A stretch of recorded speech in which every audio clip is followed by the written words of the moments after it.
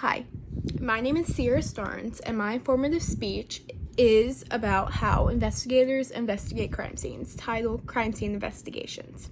My purpose is to explain how investigators investigate crime scenes.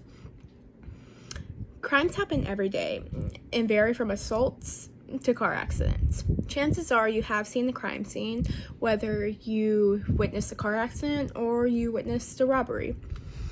To get the information for the speech, I searched many websites until I found the most reliable ones listed in my references. The main things that occur during investigation is the photography of the scene, the collection of evidence, and taking notes about the evidence. First, we will talk about how they photograph the scene. Photographing the scene is a very difficult process. You can't disturb the evidence while you're walking around because it contaminates the evidence, and you can't have that because you need to make sure that you get the most accurate result when you test the evidence. Next, they collect the evidence. The collection of the evidence is a very difficult process. Like photographing the evidence, you must be careful not to contaminate the crime scene. You must label the evidence correctly and make sure that you wear gloves when you're collecting the evidence, because if you don't, especially when you're taking like fingerprints, you could get your fingerprint on the, let's say, the coin. You could get your fingerprint on the coin and it could overpower the criminal's fingerprint that is also on the coin. So the investigator's fingerprint would be on the coin instead of the criminal's.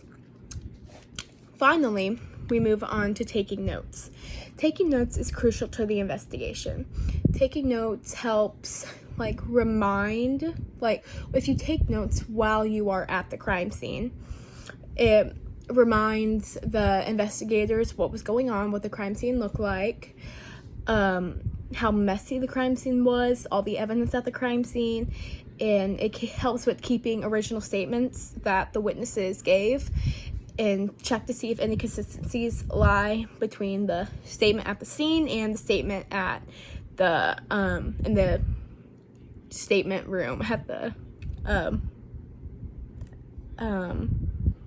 department.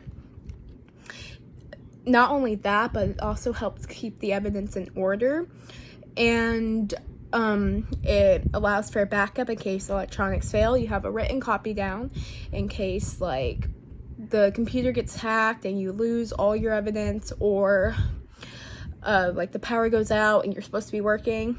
So yeah, with that all said, we move on to the conclusion.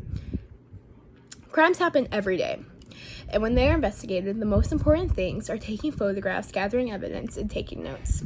Because crimes are difficult to investigate and solve, doing each of these things perfectly is what's best.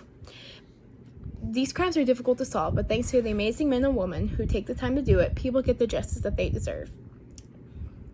My references are the Indiana State Police at the crimesceneinvestigator.net, Crime Scene Procedures, Forensic Sciences Simplify.org, and the FBI Archives.gov for forensic science communications. Thank you.